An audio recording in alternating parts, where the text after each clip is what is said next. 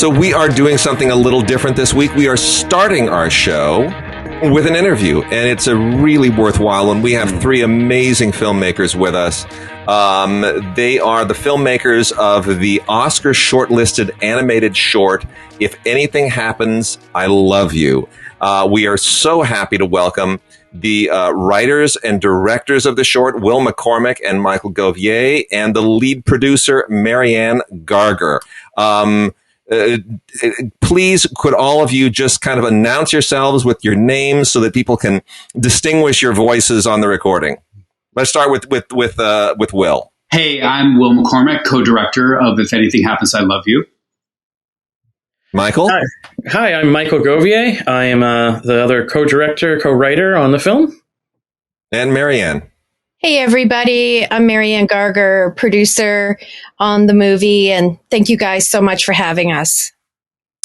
Tim, I'm going to let you take the lead on the questioning because, you and I spoke about this incredible animated short, and you just had some amazing things to say about it. So I'll let Tim kind of lead us off here first. Well, it's a perfectly exquisite film, of course. And I think that what I'd like for all of you to comment on is the utter simplicity, of it all. Particularly, at a moment in the history of sort of Hollywood animation anyway, where, Pixar and everybody is doing heavy duty 3D super. I think something just got an award for the animated hair or something, recently. And you guys eschew all of that, to tell this story visually. And with such simplicity. Talk to us a little bit about that. Because I don't think it would have worked better in any other way. Thank you so much. We talked endlessly about the style and the look and the feel of the film. It was paramount to us. We were going for complete minimalism and sort of parsimony in style in a very 2D lean way. We wanted the film to look and feel like grief, that could feel desolate and barren. And, Michael and Marianne and I sort of had a cardinal rule when it came to design, that anything that didn't need to be in frame, we would remove it. And once we committed to that style, it was really exciting. And we kept stripping and stripping and stripping and getting down to the bare essentials, which seemed to work. I thought that, we all thought that we could do more with less. And I think it works in the movie in that you're able to hang a lantern on just the emotionality of the moment, which feels specific to that type of grief that is that acute. It's sort of, and it also, I think, works in the memory section of the film. I think implicit memory works that way. When you remember the past, you don't remember everything that was in the room per se, but you do remember how you feel. So once we committed to that style of minimalism, in a movie with no dialogue, it was terrifying as storytellers, but it was also really exciting. And then ultimately, I think, rewarding. It works well for the story. One thing, we really did start with the story dictated the style rather than finding the style to then push the story on, where, all kinds of companies have their own style of animation, their own style, and then it will always be that look. And so we actually started with the story and then found our style that supported the story rather than saying, okay, here's the look and it has to match that. So that was something that we really talked a lot about, to find our own style. And we were so lucky and blessed to have young Renaud, who is our animation director. She had just graduated from Cal Arts, and she came on board right at the very beginning. And it was all of us gelled with her look, her designs, and it was just this kind of perfect moment of everyone working together.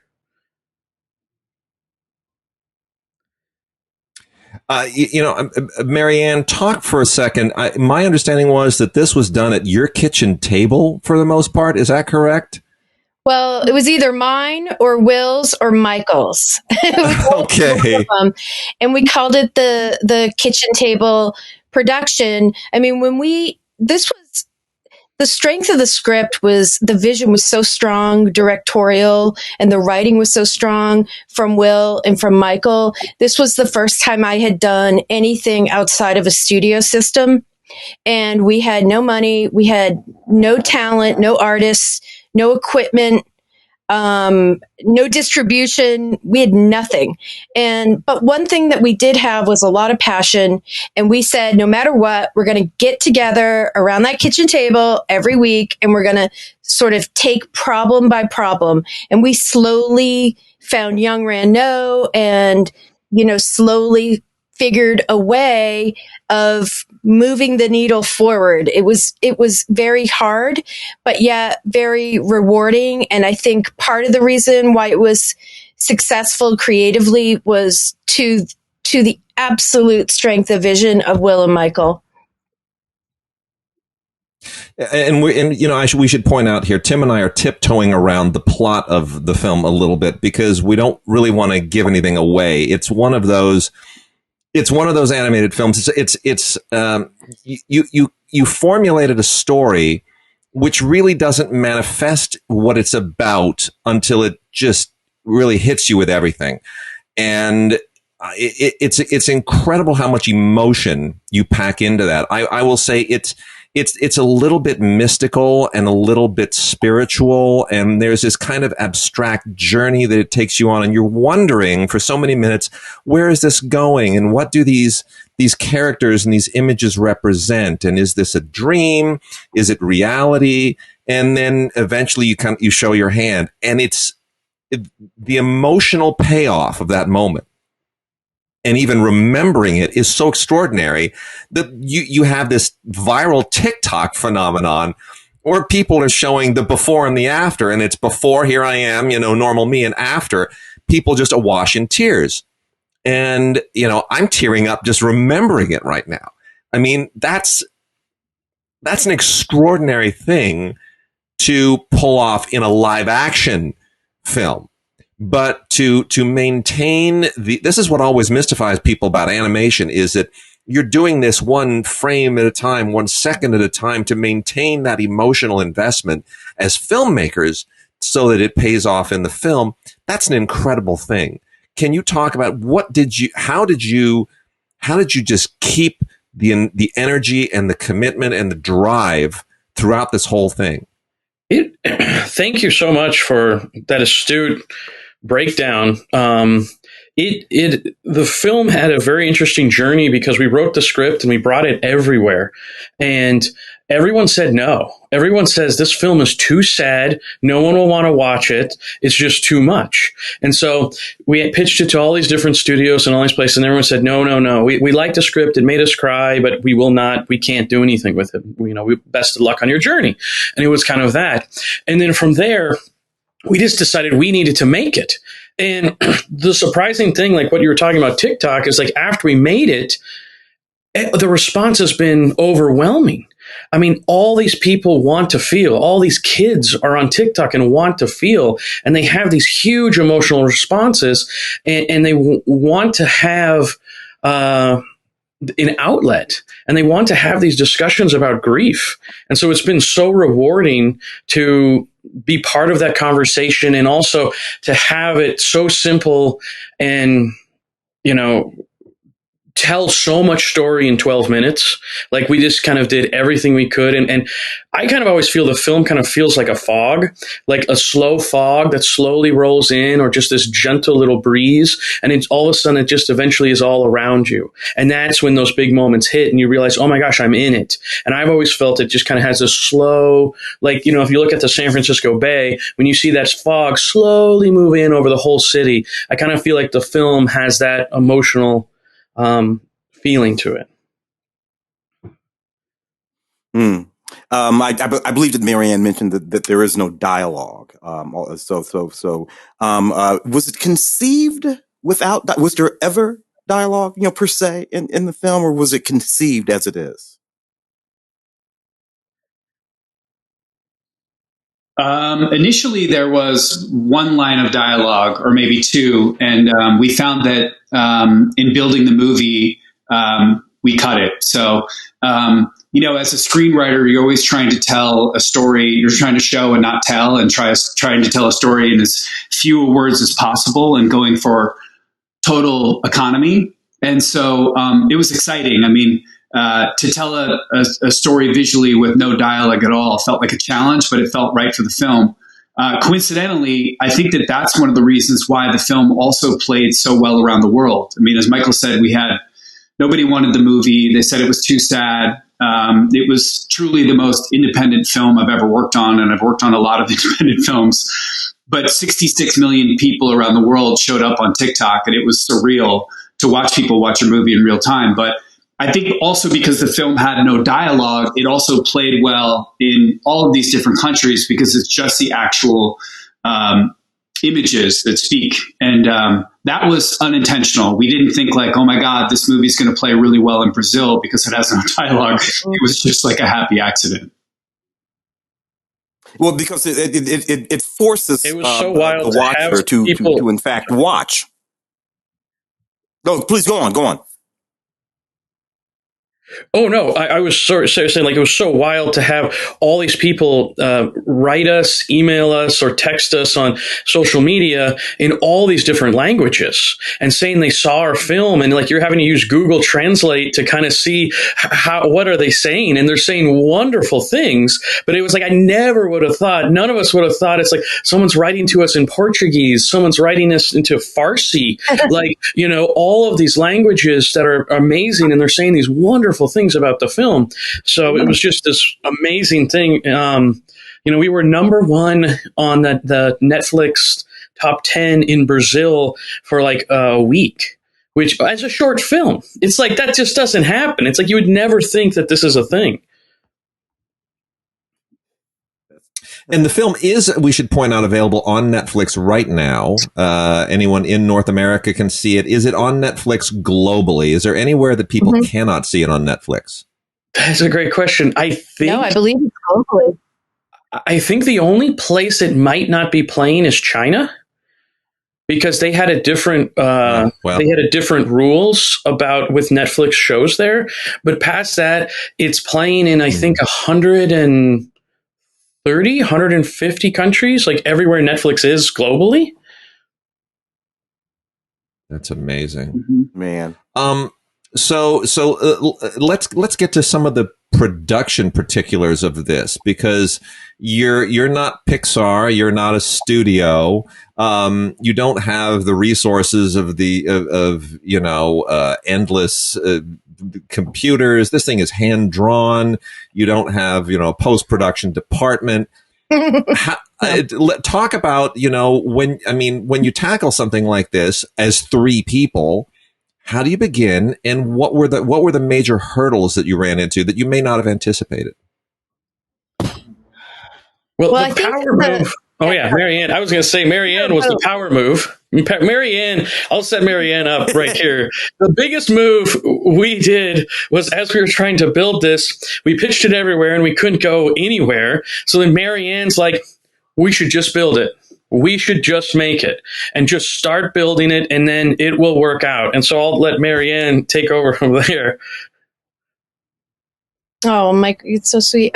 Well, we thought, like, because of the subject matter, it would be good to involve youth and youthful talent, youthful artists. And we looked to USC, and Will and Michael had a great contact at Cal Arts.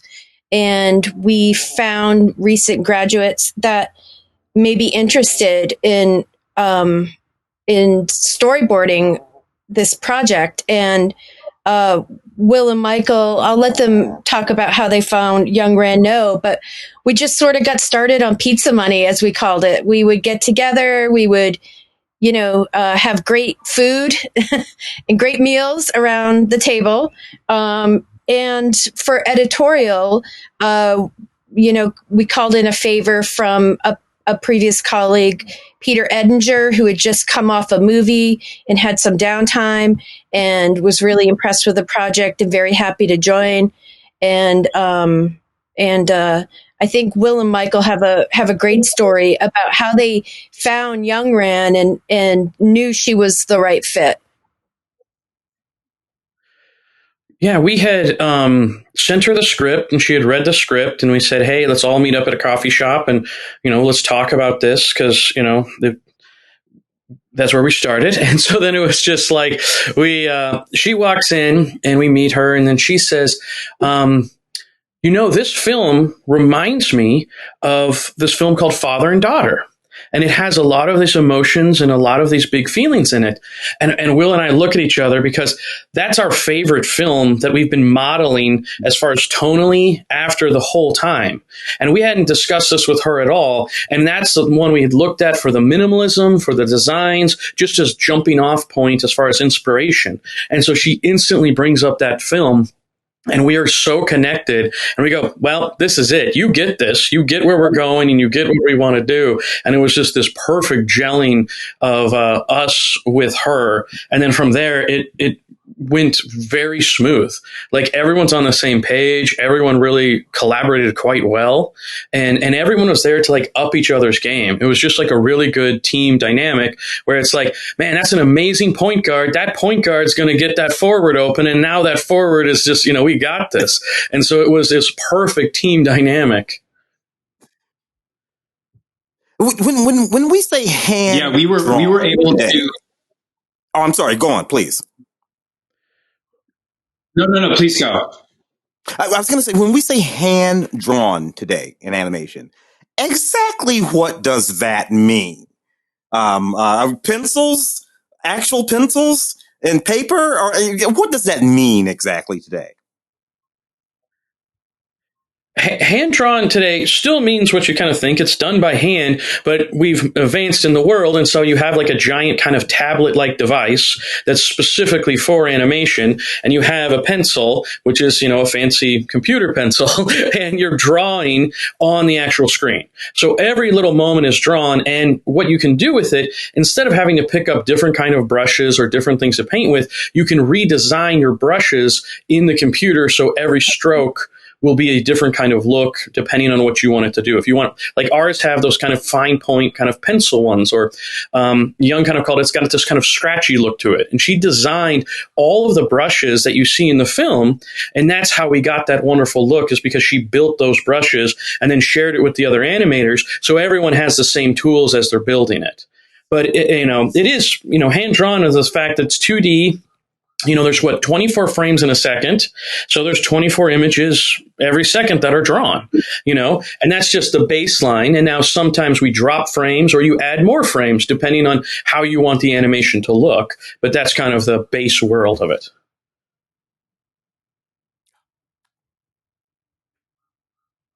Yeah, I think they used a program. They even had their own equipment in the very beginning from school and used a program called TV Paint, I think, right, Michael and Will? Yes. What I still find also so striking is what Tim initially talked about, the simplicity of it. Was there ever a moment where you felt maybe it's too simple? Maybe we need more of this, where there was that temptation to say, more is always better in movies. It's, we need more sound. Maybe we need dialogue. Maybe we needed to go some CG. Maybe we need to use this really sophisticated software. Was that temptation ever there where you felt maybe you were just too old school? We had a moment early on when we were doing exploratory art for the memory section, kind of the middle of the film, where you see the most color.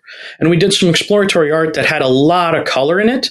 And that was always intended to have a ton of color, but it was just so much and it was so overwhelming, because instead of staying in the story, all you're doing is you're looking at it and go, wow, that background's really vibrant. Wow, their clothes are really vibrant. The car that drives up to the Grand Canyon is like way too intense and blue.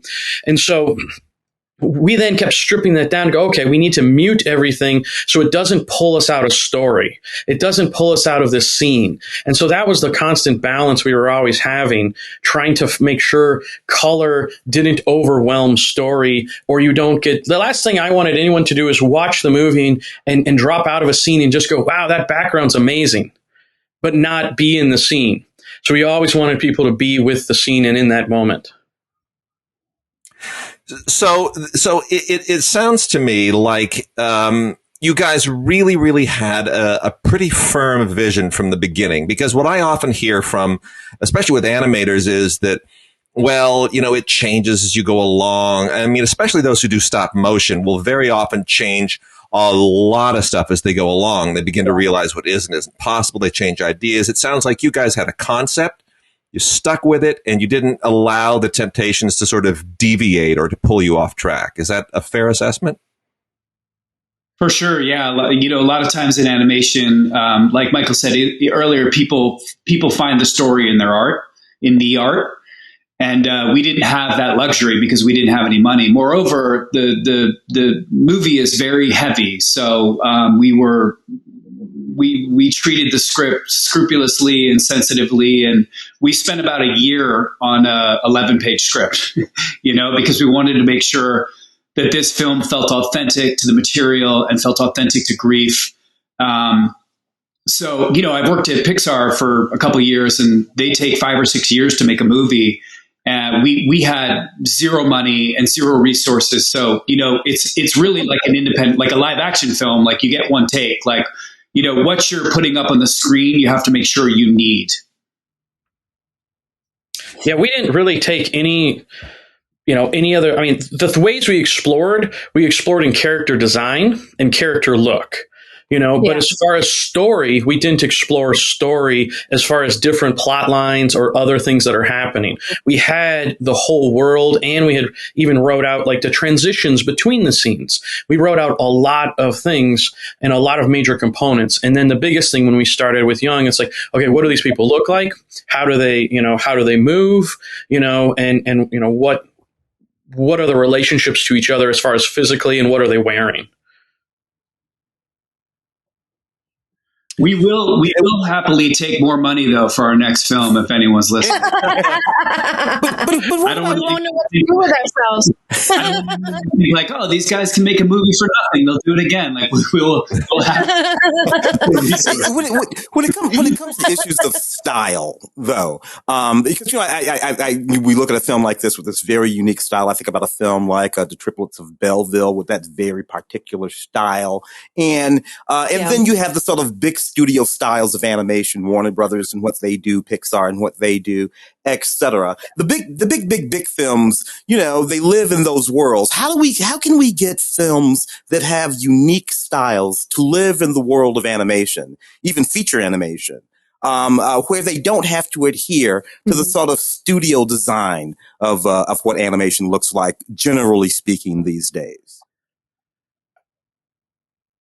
I think that's a great question. To get, I think, more people trying other styles and other designs, it's just, the more we can support independent animation, because once the big studio defines their style, the style is a brand. It's like, it is a thing, and it needs to look like it always looks, so you know what you get. And that's kind of the problem as far as if venturing out. And I think if you want people to venture out and do this, like, ours is a great example. Like, there were kids on TikTok, which were so funny. They said this statement. They said, I think it's animated, but I don't know what it is, because they didn't define our style as animation. They just saw it as something else. And some even said, I think it's stop motion. I don't know, because their only animation only looks like Disney, Pixar, Warner Brothers. Like, there's one look, and that's what animation is. And I love that there's variety, and I hope more variety comes out of this. And those are the ones I'm drawn to, because I want to see a unique voice and a unique perspective in even the designs. Yeah, and I think that design should be bespoke to the story. I mean, like Michael said, there's so much familiarity with the look, and I think people relate to it because it's familiar. But, this movie would have not looked good in that 3D, bubbly Pixar style. I mean, we wanted the film to look and feel like the spirit of the movie. And so we really let story dictate style. And I think rather than people using a default style because everyone's used to it, I think it's an exciting time for people to put forth new styles into the world and for people to embrace them. And that's really what happened with our film. And it was really exciting to watch. Well, that's what heartens me about the TikTok response, too, is that you've that's sort of the audience that matters to the larger companies, which is, young people and, Yep. and, the they don't really care what people like Tim and I think. Critics can say what they want, but ultimately, can you get, that 18 to 24 demo? That's the one they're concerned with. And if they respond to some new animation style, well, then maybe these companies will take more risks. I think that's the good thing.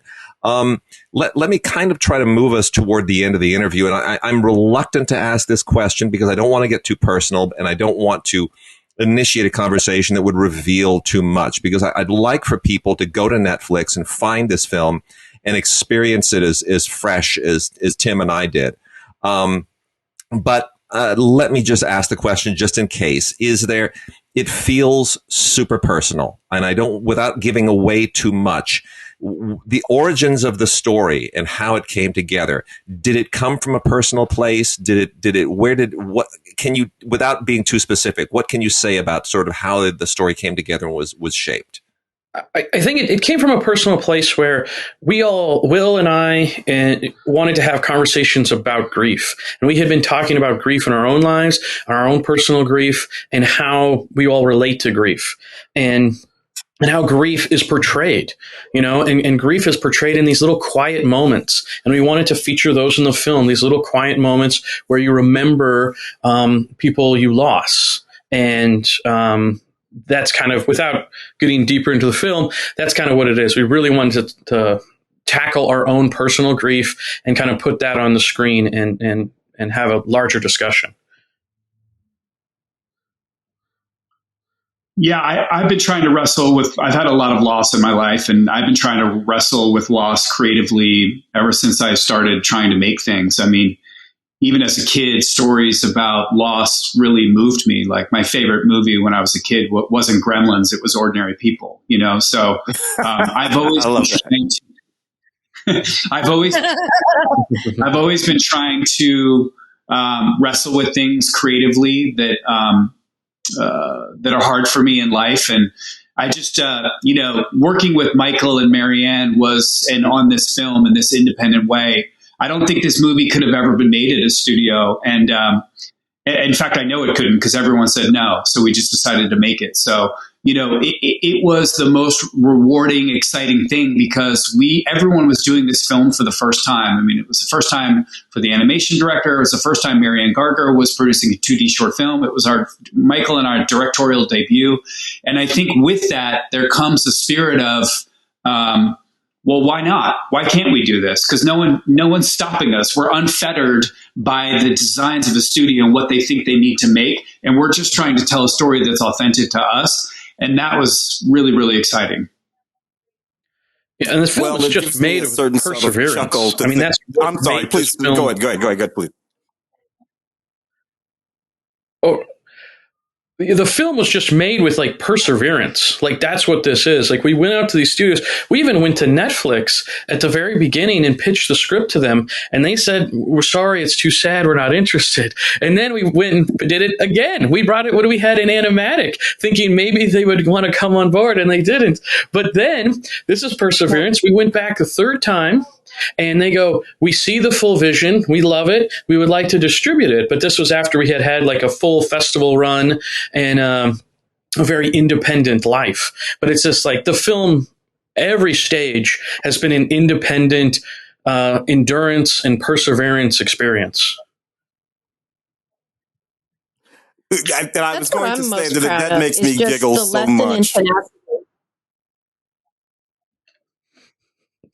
Sorry, Marianne, go ahead. You were saying too? Oh, no, sorry. I was just saying that's one thing that is my biggest takeaway from this experience is the lesson of tenacity. If you have conviction in doing something, you will find a way.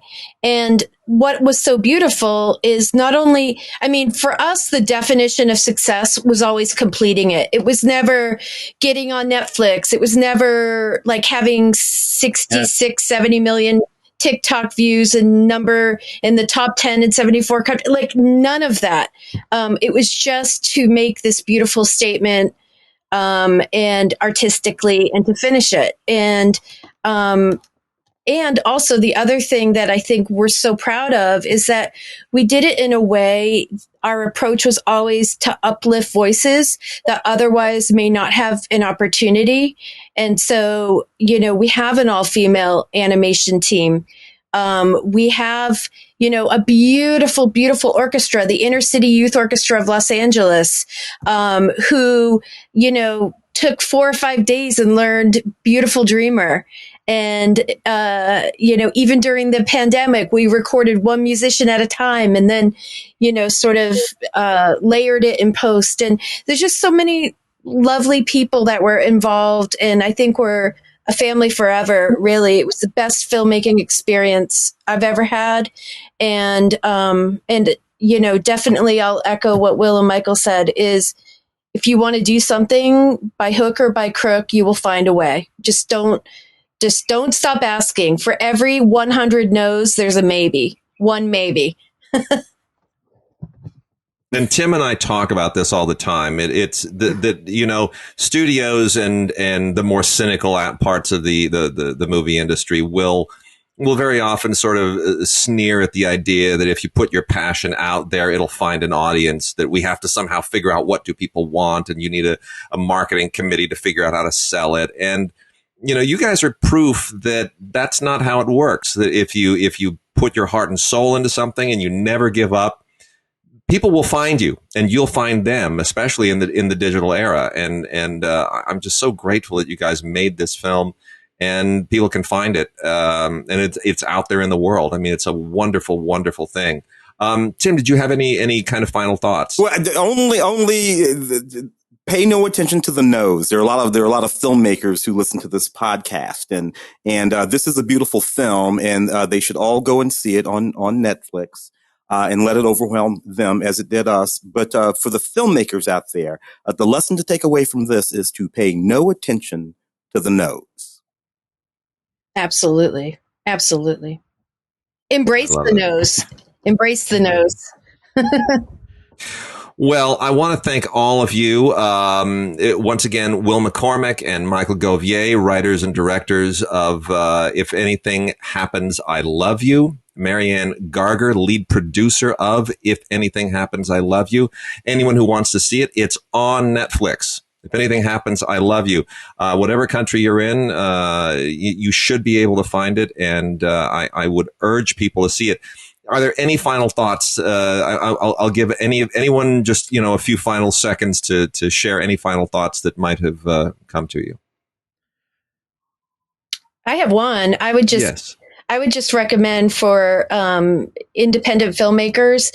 We had a wonderful partnership with Film Independent, which fiscally sponsored us through their 501c3. So any donations made were tax deductible, and which was an incentive to support our artistic endeavor. And it's a wonderful organization, and they were so good to us, and we had such a great experience with them. Wonderful. Well, I want to thank all of you on behalf of Tim and me. This is wonderful. We will encourage all of our listeners to go to Netflix and find it. It'll take a very small chunk of time. You can watch this movie in it's a short animated film. There's no excuse to not watch it. Tim, final thought? 12 exquisite minutes. Thank you very much. All right, we're good. So, a little something different this week. Started off with an interview, and we are, of course, rooting for that great little short film to get an Oscar nomination in less than 2 weeks now. We're 2 weeks away from the Oscar nomination. So, really, really hoping they pull that one off. And if you haven't seen it, again, go to Netflix and check it out. It's an absolutely terrific little short film. So Tim, postmortem on the Golden Globes, which I honestly, I'm at full disclosure, I know who won. I watched maybe 5 minutes of that train wreck, as much as I could take. I saw Jason Sudeikis in his hoodie accept his award. I saw Don Cheadle laugh and give him the wrap it up motion.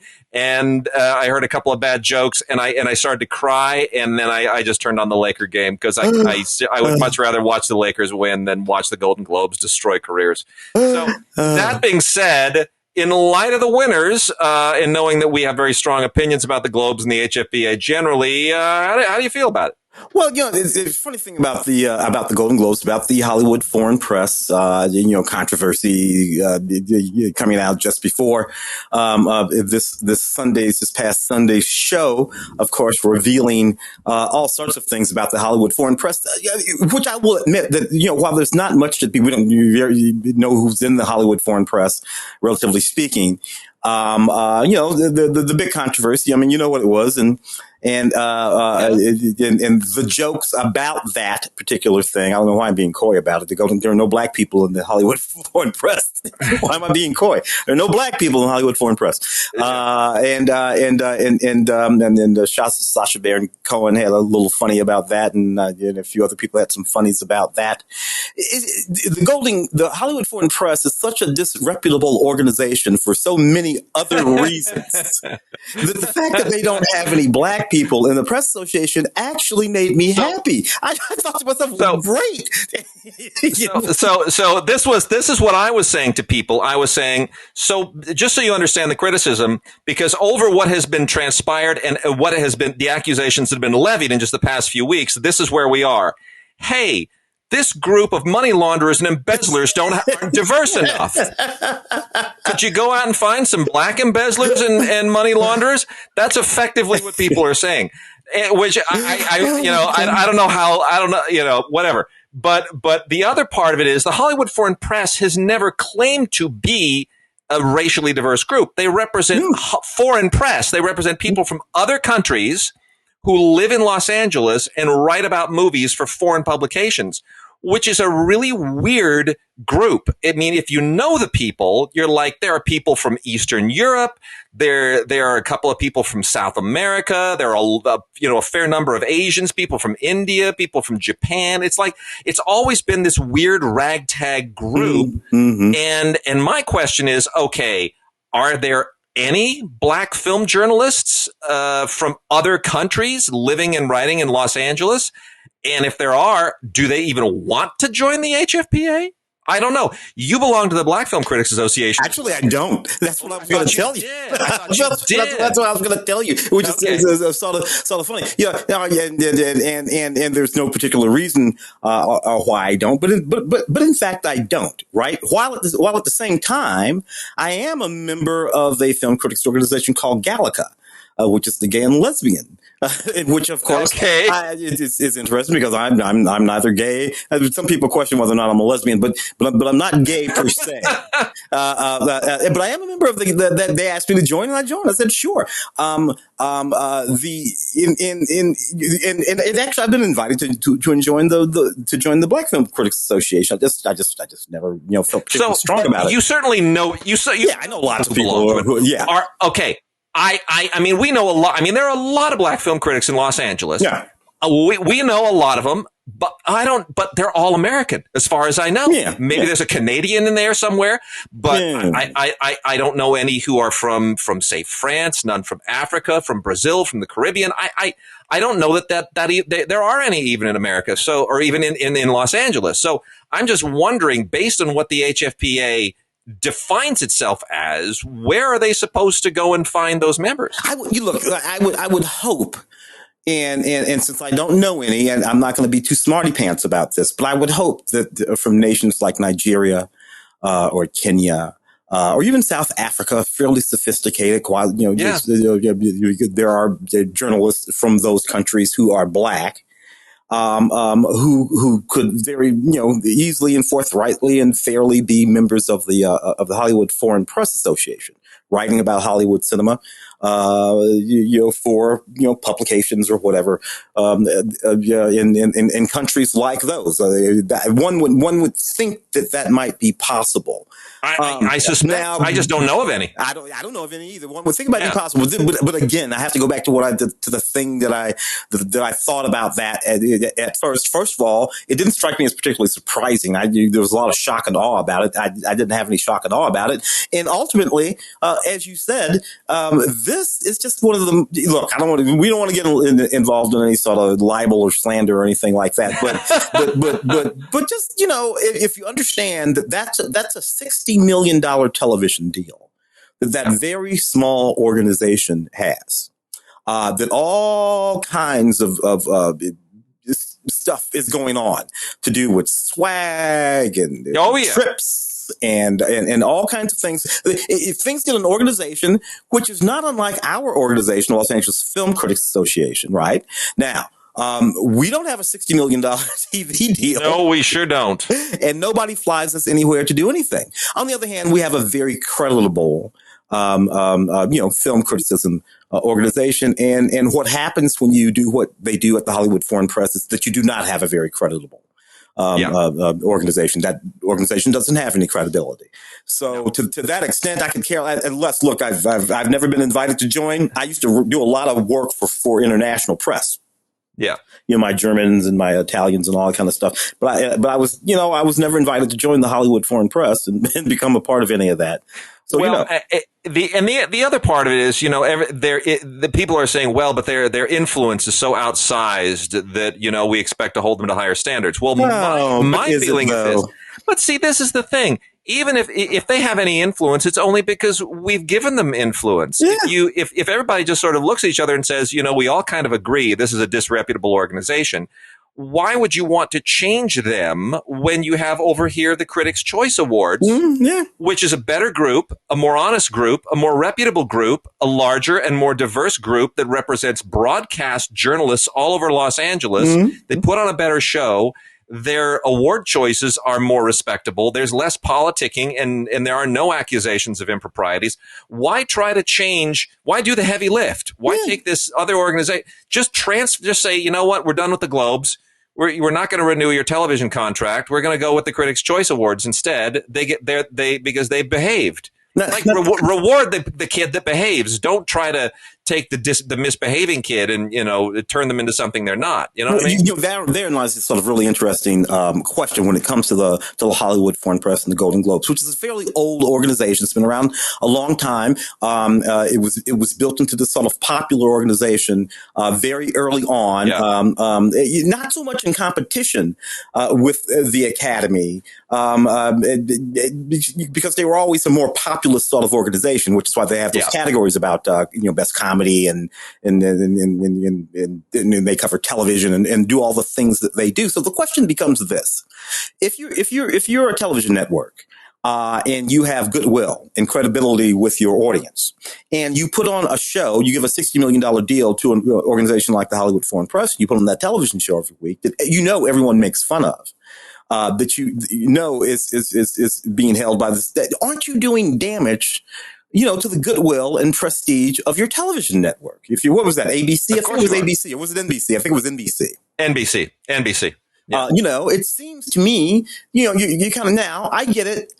They will come back and say, yeah, that's all fine and dandy, but we sold $250 million worth of ads for that broadcast, and we'll sell $250 million worth of ads for that broadcast next year after this quote unquote scandal, and it'll just sort of like go on like that back and forth. But I don't know. It seems to me that somebody somewhere ultimately just has to say, you know what, this is just all skeezy. and I just don't want to be in the skeezy. So I'm going to go not be in the skeezy anymore. But there it is. Well, anyway, as far as the winners go, I was really, really happy, even though I'm still upset that Small Axe isn't really considered a feature, that it's in the TV categories, because it was not for the LA Film Critics. But I was very happy to see John Boyega get an award for Small Axe. Yeah. I thought it was great, even though I think he's a lead actor, not a supporting actor. That's another issue. Mm-hmm. But on that end, and then certainly on the film end, Nomadland, not my favorite movie, but I like Chloe Zhao. Her winning made a difference. I thought was really good. Yeah, appreciate the film. Really happy about her winning. Would have appreciated a film like Minari. I agree. If it, but then there again, that little wacky situation there.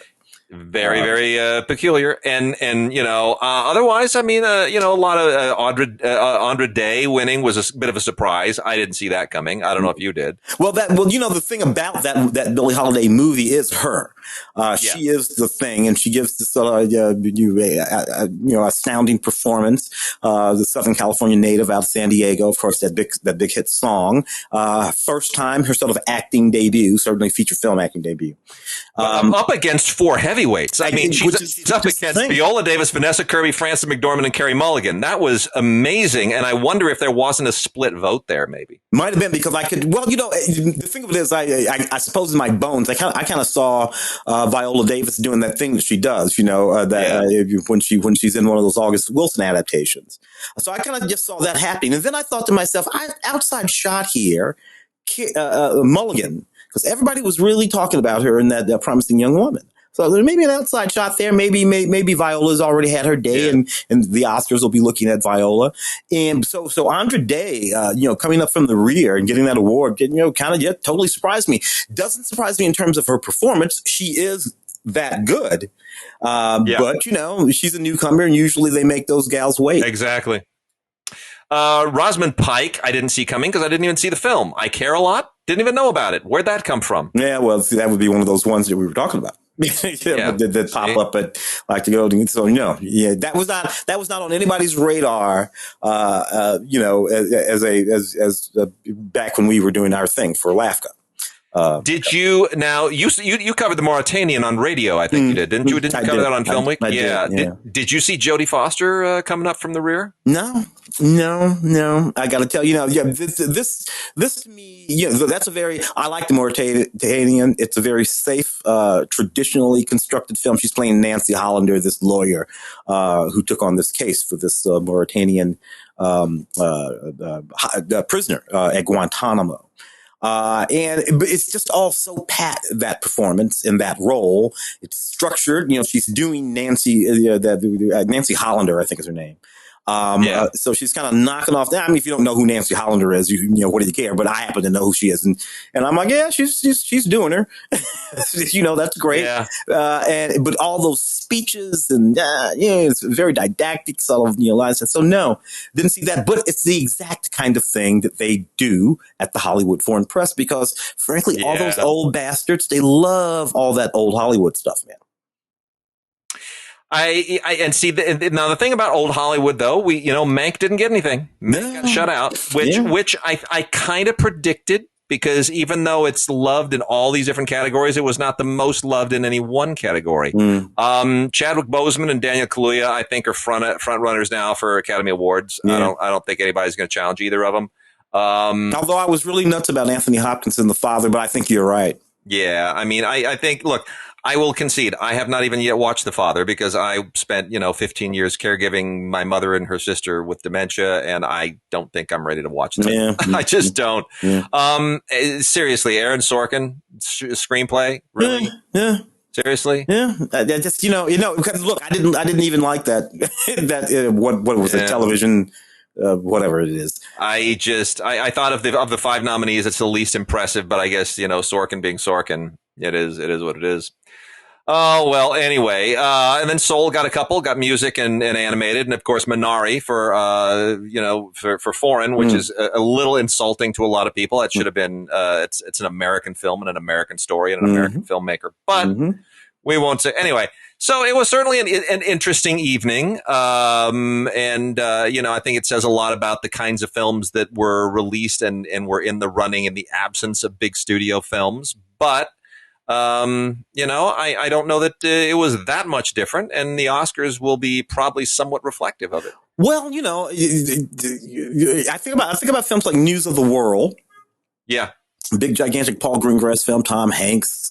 Which in any other year, which is a really good film. It's very good. It's a really excellent film. And I've been talking about it this year, and I get it. There are a lot of these little films sort of bouncing around, but among the big films, that and Mank, sort of being out there. And not a lot of love for Hanks or any of that. I hear some Oscar buzz about News of the World. But I don't know. It's a very odd year. Most of these movies, by the way, that we've been looking at and talking about, for this award season, most of these movies were in the can before True. the pandemic. Before the pandemic. So we're watching work that was finished, sometime before March of 2020 anyway. In fact, what you're saying is that the pandemic is going to make next year's Oscars probably more interesting than this year's. Oh, yeah.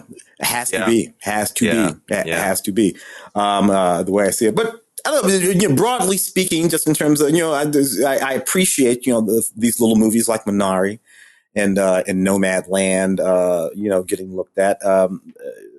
But, it's all just a little bit strange. The way this award season has shaped up. Frankly, I think that perhaps we at the Los Angeles Film Critics, I think that maybe we might have gone a little too early. I think so too. I feel like we did too. I agree. I just, maybe, I don't know. Yeah. Well, it's a weird year. We called it the way we called it. Yeah. All right. I'm going to blow through a lot of the MOD stuff that I've kind of held back, been able to kind of go through over the last couple of months. A lot of movies out there that are not available on streaming, some which kind of come and go on streaming, but you can get them MOD. They don't get heavily publicized, but MOD being manufacturer on demand. Everybody's kind of putting it out there, and these are all Blu-rays. So I'm just going to roll through this and just make mention of a lot of these and weigh in on a few of them individually. Tim, by all means, weigh in on anything you feel a need to weigh in on. Right. I'm going to talk about the Universal stuff first. There is Prime, which you might remember is an old Meryl Streep, Uma Thurman movie with Brian Greenberg, who never really became much of anything, but a cute little romantic comedy with a fun performance from Meryl Streep.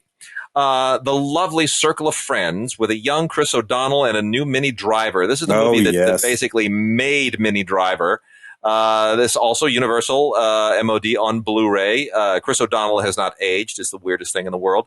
Andrew Davies wrote this, and Pat O'Connor directed it. And it is a really, really charming movie set in 1950s Ireland. Minnie Driver hasn't done much lately, but boy, she was just a revelation in that movie. So adorable. Yeah. Sandra Dee and Bobby Darin, who of course were at one point married, together with Donald O'Connor in That Funny Feeling, which is a really, really sweet film. It's really adorable. It's from 1965. Nicely shot. It's very, very, Richard Thorpe, who's kind of a workaday director of the period, directed it from a David Schwartz screenplay. It's very much in the kind of like Rock Hudson, Doris Day light. Yeah. And the thing is, I can't look at the two of them in this movie without thinking of the terrible quasi musical biopic that Kevin Spacey did, where he plays Bobby Darin. Oh yeah, Beyond the Sea. Yeah, the one where he was older than Darin. Darin when Darin died. It was just insane. Yeah, it's crazy, utterly crazy. Very, very, very young Jason Lee and David Schwimmer, along with Millie Avital, in Kissing a Fool. Another little kind of romantic comedy thing from about 98. And that was, that kind of had a moment. I don't know what happened. I don't know what happened to Jason Lee. He's kind of gone. We talked about, obviously, with the recent passing of Cicely Tyson, we talked about the autobiography of Miss Jane Pittman, which is also out in MOD on Blu-ray. That won 9 Emmy Awards, dude. I'd forgotten that. 9 Emmys. One movie won 9 Emmys. It's really about 72, right? Something like that. Yeah, I believe it was. I don't have the date right in front of me, but it's about 72, maybe 73. But yeah, just an absolutely tremendous, one of the great television movies of the period. Kitten with a Whip and Margaret, and Margaret. And this is fun. This is from 1964. Very kind of exploitation Anne Margaret. Very noir Anne Margaret. This is not Anne Margaret doing it, dancing with Elvis. This is not Anne Margaret in Carnal Knowledge showing us her acting chops, along with Jack Nicholson. This is just really gritty 1964 sort of pseudo exploitation noir film. She's a bit of a. This is almost like something that you would have expected Doris Wishman to make. One of those tough tough babes on a lamb kind of thing. She's, escapes from a detention center and burns the place down, stabs a guard. I mean, it's fun stuff. It's Anne Margaret just really, really chewing it up. The Danish Girl, fairly recent success. That is also on MOD. This was released in a non-MOD version with Ultraviolet, as was The Zookeeper's Wife. They are no longer available in those versions, but you can still see them in these MOD versions. One of the weirdest Tom Hanks movies of all time, one of the weirdest Julia Roberts movies of all time, Larry Crown. Yeah. Which Tom directed that. Such a weird movie. Tom Hanks is a really good director, but what an unusual romantic comedy. They're both kind of past making these kinds of movies, and I don't know that they should have been in this movie together, but I mean, I enjoy it. It's fun to watch, but you just think, why are these two people in this movie? It's a movie. It was 2011. It's the kind of movie that should have been made in both of their young careers. Which for him would have been the 80s, and for her would have been, I guess, the early 90s or something like that. Crazy. One of my all-time favorite movies of the last quarter century or plus is In the Name of the Father. Daniel Day-Lewis and Emma Thompson. True Pete story. Postlethwaite, right? Oh, Pete Postlethwaite, so good. Oscar nominated in many categories. Jim Sheridan wrote this with Terry George and then directed it. I haven't gotten a lot from Jim Sheridan lately, but he had a run there. That in America, and, he had a great run in the 1990s, early 90s, mid 90s. He's Commitments too, right? No, that was Alan Parker. That was Alan Parker, yeah. But from The Field, he started with The Field. Oh, yeah. Anyway, this is just absolutely tremendous. Really, the whole, basically it's the story of Jerry Conlon, who was a thief in the 1970s who confessed to an IRA bombing that he did not commit and everything that transpires. One of the best things Daniel Day-Lewis ever did. Yeah. Seabiscuit. A little too polished for my taste, but perfectly workable movie from Gary Ross. Has his usual sheen on it, all about the famous racehorse. Great cast, a lot of fun stuff on here. An HBO first look feature commentary with Gary Ross and Steven Soderbergh. Reality Bites. Gosh, I love Reality Bites. Wow, such a smart movie, right? Winona and Ben. And directed by Ben Stiller, really showing his chops. Just a terrific kind of Gen X movie. When Gen X was, when we were. I mean, we're that generation. At least I am. You're still a boomer. But it's not a cheaty boomer. I mean, but I'm so Gen X. It's ridiculous. I'm kind of cheaty too. I if I were born about a month earlier, I would technically be a boomer. But I'm a month into Gen X. Anyway, Reality Bites is very much a Gen X film. The My Sharona dance moment in that it is just so much fun. It's just so much fun. Janine Garofalo at her most entertaining. A lot of extras on this thing too. So this is a lot of fun. And then the last one from the Universal batch is Dragonheart 3. I know you're thinking, really? They made a third one? I didn't even know they made a second one. Yeah, I know. But it's there, and it's got Ben Kingsley doing the voice of the dragon, and I guess that's worth a little something. And then I wanted to roll through some of these Columbia titles, Columbia and Sony. Oh, because there is one here in particular I want to spend a minute on. But let's just blow through the others that are available just to let people know. Radio Flyer had a nice little run. Richard Donner and his wife Lawrence Schuler Donner made this wonderful kind of childhood, sort of in that Stand By Me vein. My Girl with the young Macaulay Culkin and the very, very lovely Anna Klumsky. Dan Aykroyd, very, very good in this as well, and Jamie Lee Curtis. The Fantastic Picnic with William Holden and Kim Novak. Absolutely sensational. This has a great featurette on Kim Novak's Hollywood experience at the time of Picnic. Antonioni's The Passenger. Oh, wow. Which is such a great movie with Jack Nicholson and Maria Schneider. This is MOD from Sony. You can go on to Amazon and just about anywhere else and order it. It's about as close to an actual narrative as Antonioni ever gets. It's true. It's kind of like Antonioni's Malick film in some respects. Ice Castles, just a whole lot of schmaltz here with Robbie Benson and what's her name? I forget the actress. Yeah. It's, oh gosh, what is her name? I'm gonna remember it. Lynn Holly Johnson. That's it. Lynn Holly Johnson. So yeah, Lynn Holly Johnson and Robbie Benson. It's really schmaltzy. It's, love on ice skates, whatever.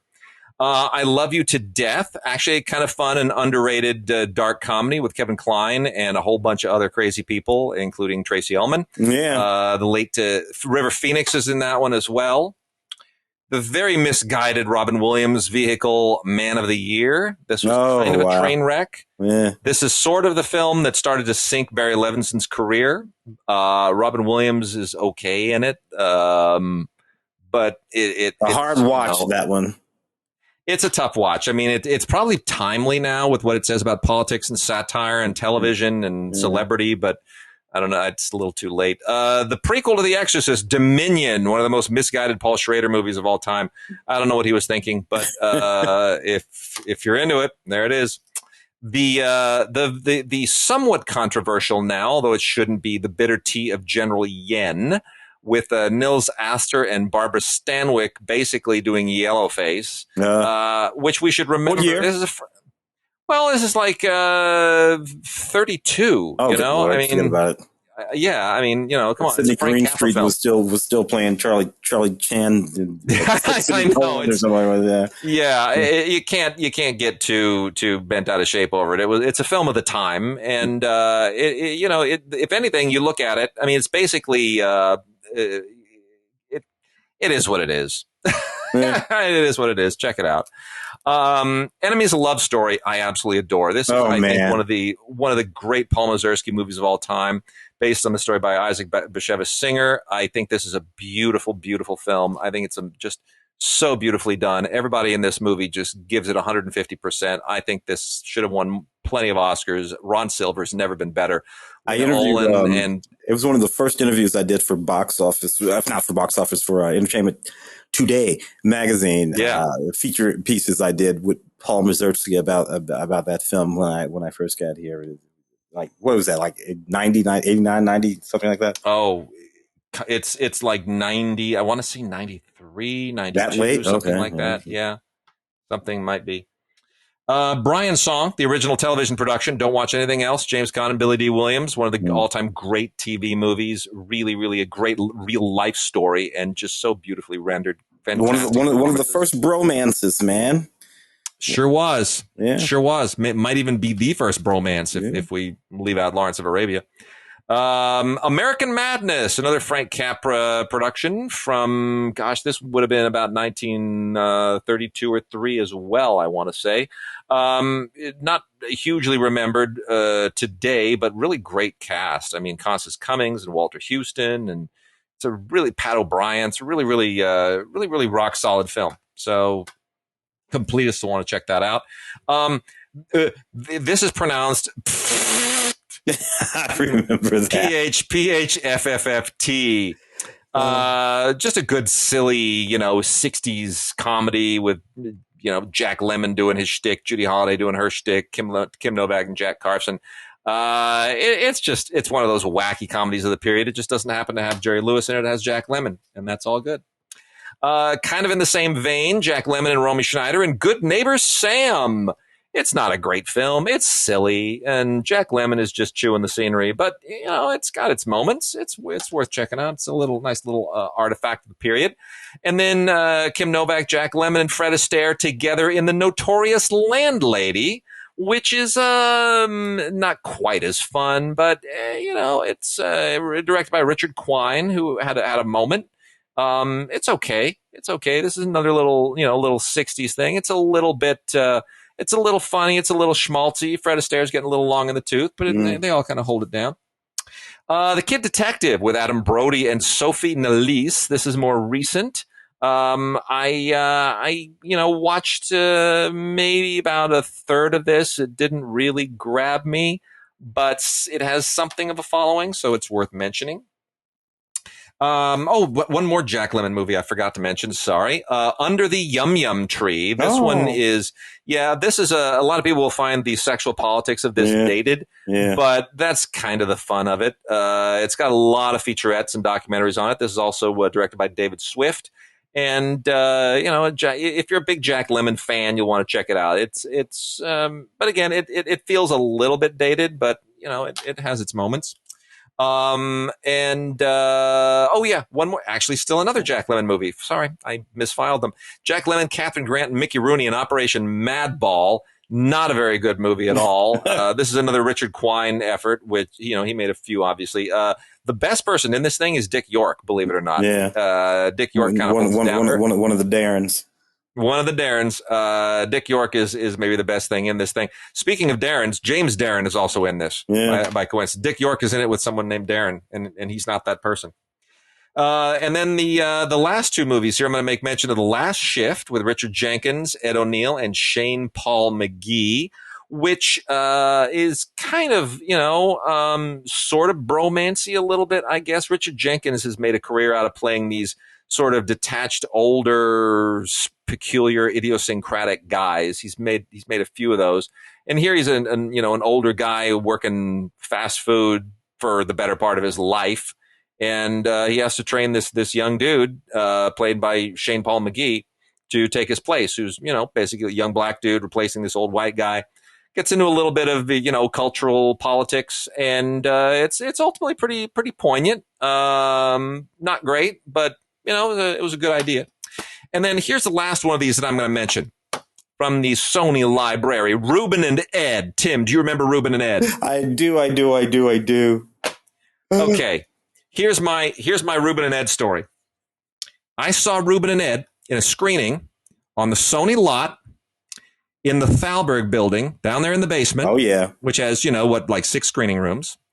I think it was Thalberg 23. I want to say it was. Isn't that funny? I remember it was literally when you come down into the basement, you got the screening rooms on the left and the screening rooms on the right. This is the one in the second one on the left. I even remember this. That's how traumatic the experience was. I go into that little screening room. Probably about 15, 16 people in there. Those screening rooms seat maybe 25. So it's fairly packed. Why wouldn't you want it to be? It's a comedy starring Howard Hessman and Crispin Glover. And you're thinking, this is like 90, 91, 90, something like that. Yeah. And you're thinking, Howard Hessman and Crispin Glover, how bad can it be? Oh, you have no idea. Over the course of this movie's, whatever it is, how many minutes is this 82 minutes. Okay. 82 minutes. We start with about 15 people in that room. At about 60 minutes, we're down to about 8. And by the time we roll around to 75 minutes, there are 2 people left in the room. I am one of them. Because so help me, I will not be driven out of a screening room by a bad movie. I will win. I will outlast. And at the end of that movie, the lights go up, and the lady who was left with me, we looked at each other and we laughed. And I said, "Die Hard, are you?" She said, "Wasn't going to let it lick me." I said, "Me neither. Good on you." We were the diehards, 2 people out of, more than a dozen, at least 15 who were there originally. Everyone walked out of this horrendous, dreadful movie. It destroyed the career of Trent Harris, who wrote his very next movie was a movie called Plan 10 from outer space. So I think he was sort of copying to the fact that I don't know, whatever. Yeah, he had a few acting types. Karen Black would show up and everything. He made a whole bunch of crap movies. He's still making movies. Oh my gosh! But they're all basically. Just so you understand how bad Ruben and Ed is, this movie is fundamentally about nothing. Howard Hessman is a salesman who gets he tracks out Crispin Glover, who's this weird, eccentric, long-haired guy who has his dead cat in the freezer and wants to bury it. And then the whole thing winds up being a journey through the desert with the cat in a cooler to try to bury the cat, with these two guys just yelling at each other nonstop and getting into all these horrible contentious things. And at a certain point, Crispin Glover is like drinking the melted water out of the cooler that the dead cat is in. It gets gross and weird, and there's no reason to watch this movie. I don't recommend this to anybody, but I just had to vent. It's been so many years, and I need the catharsis of being able to share this pain with you, Tim Cogshell, and all of our listeners. The thing. I like Howard Hesseman, and I like Crispin Glover. Even way back then, they were both sort of quirky. Crispin he did that wacky thing in those Zemeckis films. And Howard Hesseman, of course, was Dr. Johnny, whatever the hell his name was on WKRP. Dr. Johnny Fever. And in Cincinnati, plus he that great sitcom from the late 80s, early 90s that he was in with the head of the class. Oh, yeah. Howard Hesseman. So, Yep. That was a moment there in the early 90s when a lot of wacky people, Brad Pitt's. So the first big film, he made this film with Rick Schroeder. There was sort of a straight-ahead film where he played Rick Schroeder's brother. Rick was actually the star of that film called Across the Tracks. But he was in this film called Johnny Suede. And Johnny Suede was sort of character, this all Elvis-like character with this pompadour, and there were all these little weird movies like that. Motorama was another one of them, and they were just these sort of Alison Anders made one or two of them before she made It's just there's just this moment where these little wacky sort of existential angst films were sort of like popping up, and most of them were really obnoxious and pretentious and terrible. So what are you gonna do? Well, so at the end of the show, after I sign off with Tim, I'm going to wrap out with haven't done any anime in a while, so I'll spare Tim the ordeal of that, and I will roll through some anime suggestions to round out the show. But until then, Tim, what do we shift to next? We got some new movies. We got Criterion. I was looking at. I've seen some of these new movies. I saw that 400 Bullets, that Tom Patton film, which is meant to be this sort of like real gritty sort of Afghanistan war movie. With these guys, I don't know. It's a weird thing when you look at these sort of films. If you'll recall, of course, like about 5 years. Frankly, not even after, during the Vietnam War, there were a few films that sort of came out about the war. And then of course, about 5 years after the war, we got that big run through the early 80s. Of all of these, Hotel Hanoi, and obviously Platoon, and In Country, and all of these. They wind up doing it to death. Yeah, and I don't know, but these last I can't really think of a single really good. Jarhead was a decent movie about the first Iraq War, if you recall Jarhead. Yeah. And I remember appreciating that Denzel Washington tank movie.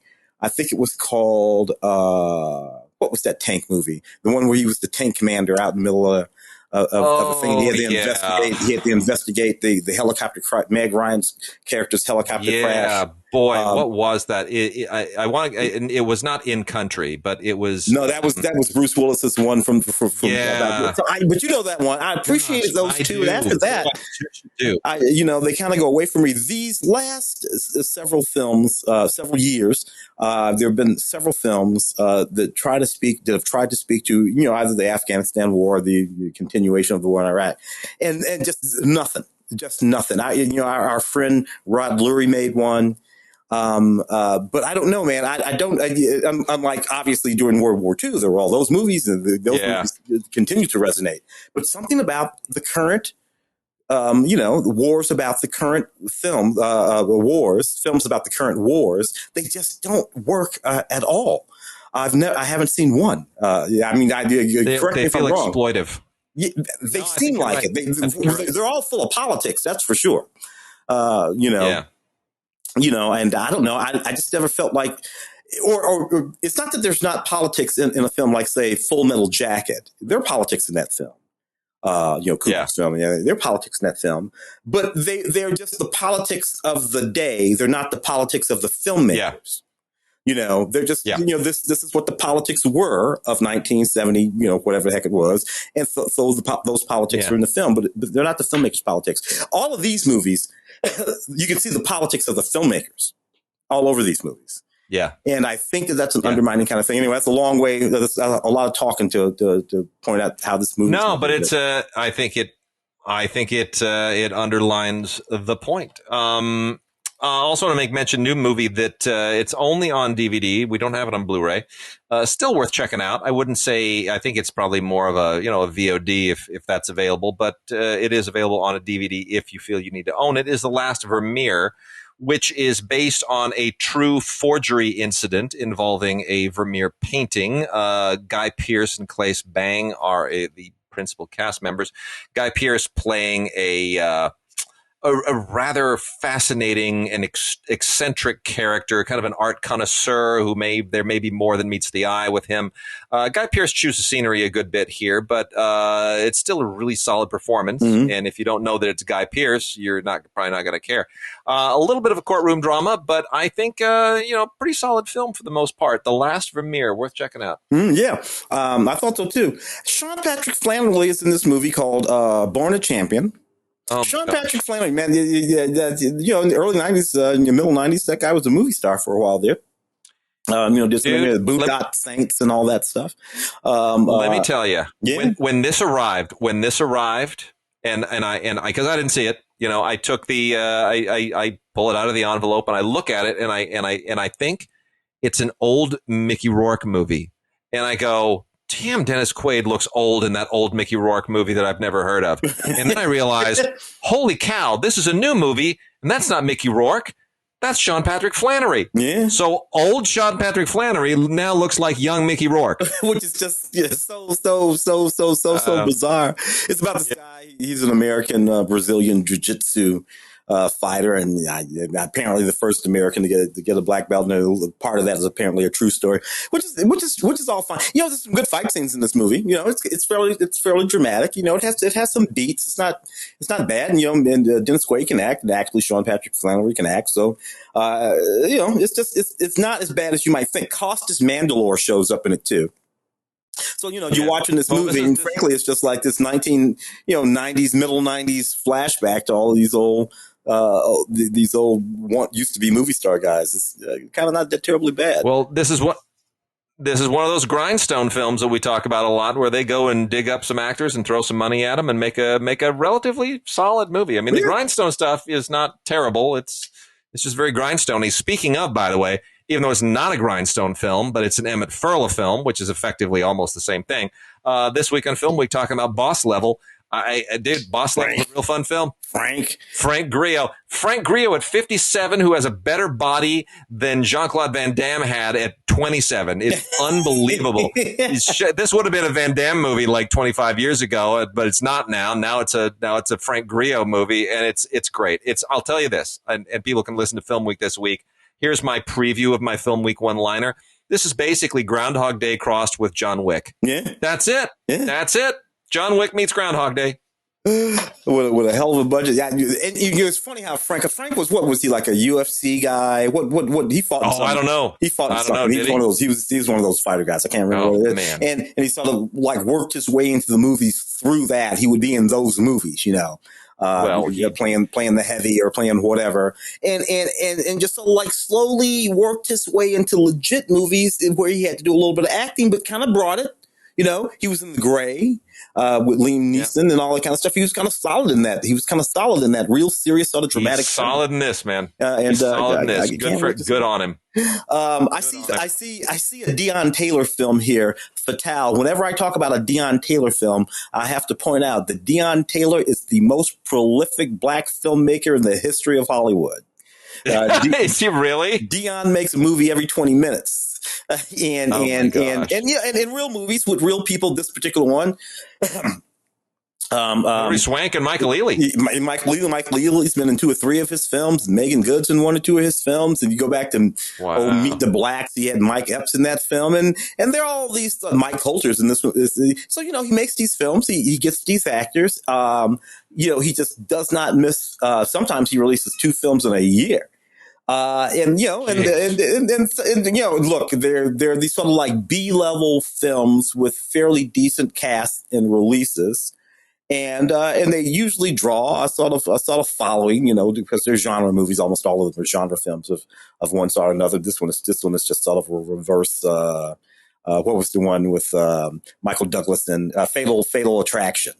And he just leaves the word attraction off. But that's all it really is. Well, let me say, even his worst film is head and shoulders better than Ruben and Ed. So, there you go. But there you go. So we got another Deion Taylor thriller. He's in. He gets in. He gets out. So here's a silly one. Sky sharks. The sea is for fish. The sky is for sharks. So just so everybody understands, this is from Cape Light. This is completely ridiculous. This makes no sense at all. This is clear. Like, you know, my friend David Latt is one of the founders of the Asylum, who makes all the Sharknado movies. I've known David for 30 some years. Used to write for him in previous publication he had. In any case, Sharknado, first time, funny. People who are saying like, hey, let's just riff on Sharknado and you know, have like zombie Nazis and flying sharks and just stop it. Yeah. Just stop it with the sharks. Like, honestly, truly, the idea of some weird resurrected Nazi experiment with flying sharks. Stop it. Just stop it. I can't even come up with like a one-liner elevator pitch for something this stupid. Just stop it. Sky sharks. Come on, for heaven's sakes. Stop it. Look, it's not like when we were, you know, really young film critics, or maybe even before then. What's his name over there was making all those toxic Avenger movies. Kaufman. Yeah, Lloyd Kaufman. Yeah, him and his brother, and and they made. I mean, these are not even Roger Corman films. These are you know, the Toxic Avenger films. I mean, you know, and they were perfectly insane movies. And you know, I don't know, whatever. It seems like there's always going to be some sort of a wacky genre like that. That Gerard Butler movie, Greenland. Yeah, which is actually a pretty damn good, you know, genre flick. It's not bad. Not right? bad at all. You know, it's intense. It's sort of paced quite nicely. To be honest with you, I rather preferred it to. Look, there was a run of these movies, 10, 15, 20 years ago. And the Clooney film from that was on Netflix. Of course, Midnight Sky. Yeah. Midnight Sky. Yeah. It's a little bit of the same deal. Yeah. And, anyway, comets coming, fragments of it are smashing around Earth, destroying cities and whatnot. Gerard Butler is estranged from his wife. He's got this family, and there's a possible chance to get to some place that might be safe. Although that part of the movie, I don't know why would that place be safe. But nevertheless, it's really just this sort of thrilling movie that they all play it really straight and take it really, really super seriously. You know, it's no what was that wacky one with Bruce Willis and Ben Affleck? Armageddon. Oh, Armageddon, yeah, right? Yeah, it's no Armageddon. It's not that. It's so you thoroughly enjoyed this movie. It's Gerard Butler doing what he does well and not trying to do too much else. Yeah. And, I should, I see him around town every once in a while. I should probably just pull him aside and go, Greenland, dude, nice job. Yeah. And then he'll punch me. What he'll do is buy you a drink. Yeah, well, maybe. Charlotte Vega and Matthew Modine in Wrong Turn. Yes. And then here's the funny tagline: "We still haven't learned." I love that. Yeah, I guess. I mean, it's the Hills Have Eyes ish. I guess we still haven't learned not to make remakes of The Hills Have Eyes. Yeah. But that's basically what it is. The Hills Have Eyes. I don't know. It's exactly what it is. Mountain dwellers and the Appalachians and, stereotypes, and don't go near them mountains because there's crazy people in them. Whatever. But it's reasonly well done. And if you're a horror fan who doesn't mind derivative stuff, I guess it's got a thrill or two that you'll probably appreciate. Let's see. What else we got here? Horizon Line. Did you see Horizon Line by chance? I think I saw that one. So it's moderately okay. It's one of those, it's a little bit, I mean, it's not a horror film. It's more one of those survival type deals. And we get a few of these. Where everything goes wrong and people have to somehow survive the horrible circumstances surrounding them. In this case, it's a couple who are on board a little plane, and they're, going to a friend's island wedding. And then the pilot has a heart attack and, everything goes south from there. I mean, I guess it's, let's put it this way. You see the filmmaking in a lot of cases in this thing. You're very aware. You're like, okay, that's tank work. Okay, that's a little bit of CGI. You're very aware of how sort of constructed it is based on set pieces and so forth. But, I mean, I guess it's serviceable. It's tense. Alexander Draymond and Allison Williams are the actors. I'm not familiar with either of them, but it's okay. It's all right. The very excellent Mr. Dundee. Let me see if I understand the storyline right. Paul Hogan, the Australian actor, the Crocodile Dundee guy. I'm going to tell you right now, you're not going to be able to make this sound good. But go ahead. Go ahead. And he wants to retire. But explain this to me. For one thing, dude, I didn't even know Paul Hogan lives in Brentwood. I had no idea. I didn't either. I would have thought that Paul was down to say anyway. The sort of Crocodile Dundee guy, on the eve of being knighted, is sort of desperate to restore his sort of solid reputation thing. I don't know, man. So what? Because even the poster is playing on the old Crocodile Dundee poster. When he was pushing the so what the hell is going on in this film? What is Paul doing? I don't know. Here, let me preface this by saying this is also a grindstone film. Okay. So, how we often say there are two kinds of grindstone movies, one in which aging actors come in and take one last stab at being action stars, and then movies with talking animals. This is basically a movie about talking animals. The difference being that Paul Hogan is the talking animal. But it still goes in that. It's just...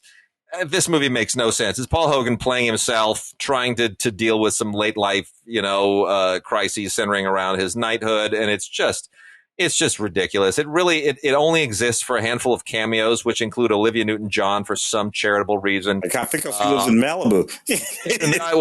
Maybe she still lives here. I don't know. I mean, she used to be a neighbor. I used to see her drive around all the time when I was, 15. I was very excited. But Chevy Chase shows up for some reason, and John Cleese is in here for some reason. I don't know why this movie even exists. It's very strange. And our last new movie is Fear of Rain with Katherine Heigl. I'm so sorry. I just don't know why Katherine Heigl can't put it together and do something decent again. Man, that chick really burned it out, boy. I mean, she really burned it, from the first Under Siege movie and good run on that what was that, late 90s sort of science fiction TV show, Roswell. I think she was in Roswell. Yeah. And then she did all of these just really terrible movies back to back. Well, she's playing moms now. So basically the idea here is Katherine Heigl and Harry Connick Jr. are parents to a daughter who is having early onset schizophrenia. And that should be sort of a setup that gets you, that earns you some kind of, a very serious drama. But it winds up not being so. It winds up kind of going into stupid thriller territory and doesn't really... It winds up not making a whole lot of sense. And the sad thing is, it's not going to make a whole lot of sense because of the way it's directed. Like, you watch this thing and you're like, I know where this movie is going and I don't like it. And I really, really don't like it. And yet I know it's going to go there. And then like a half an hour later, you're like, oh, it's so going there. Right. And then about the 1 hour mark, you go, oh, why did you go there? It's just one of those movies. Weekly. This is what our life is like, isn't it, Tim? It is. It is. It actually is. We've got a few minutes left. Did you want to hit? Well, let's knock out some of the 4K because I think there's some important 4K stuff here. Okay. The not so important 4K is the Croods, the New Age.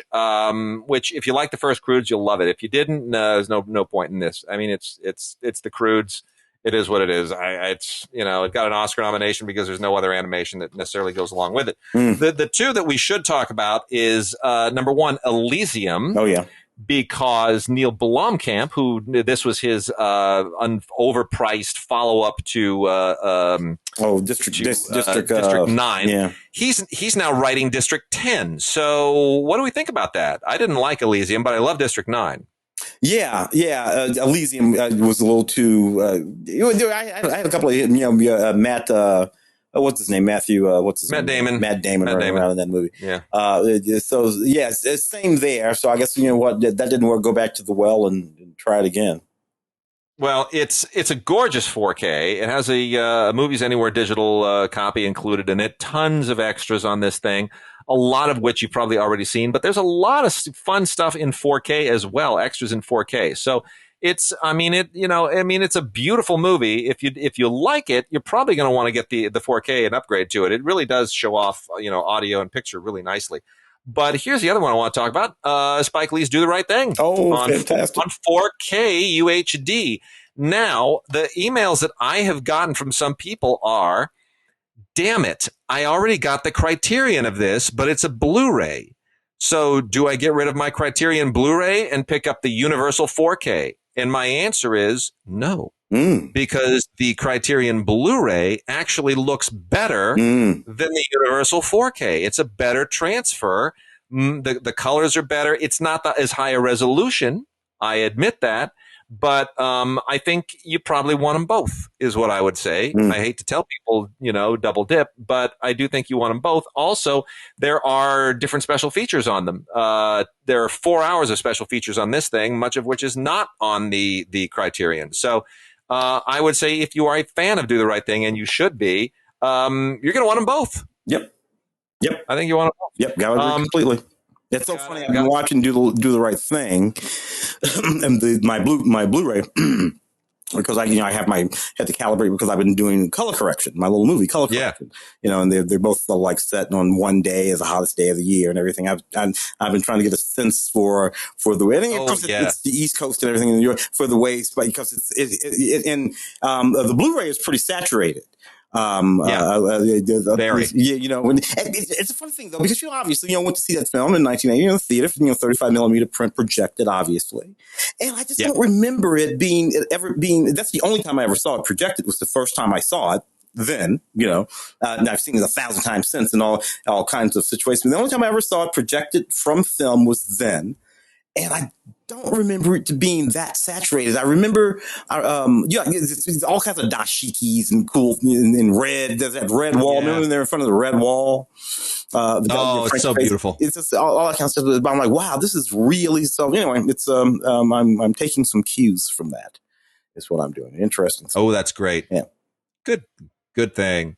We do, by the way, then also have a few Criterions. Smooth Talk, which I never would have expected to be a Criterion, to be honest. This is from 1985, and young Laura Dern. This was kind of the film that made her. I mean, Tim, do you remember seeing this when it came out?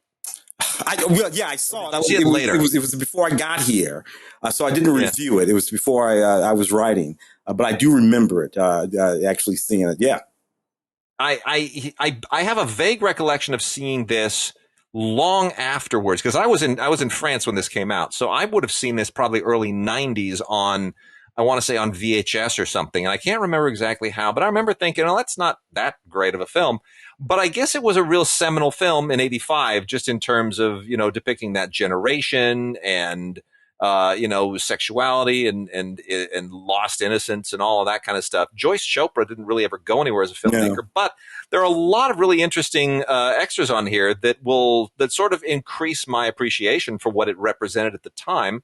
New conversation between Chopra and Treat Williams and Mary Kay Place, which is very, very interesting. So Smooth Talk, quite an interesting and unexpected Criterion release.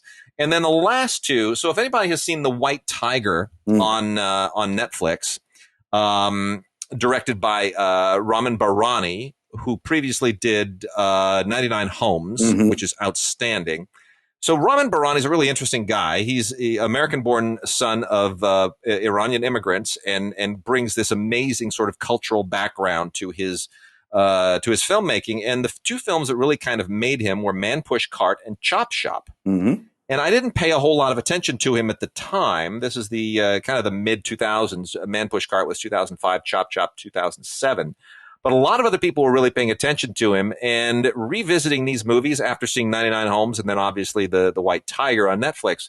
Man, I even when he's not quite on, I find Bharani to be a really interesting. He makes really super interesting choices because he comes at everything sideways, and I'm wondering if maybe it's because he is kind of from a bicultural background, immigrant parents growing up here.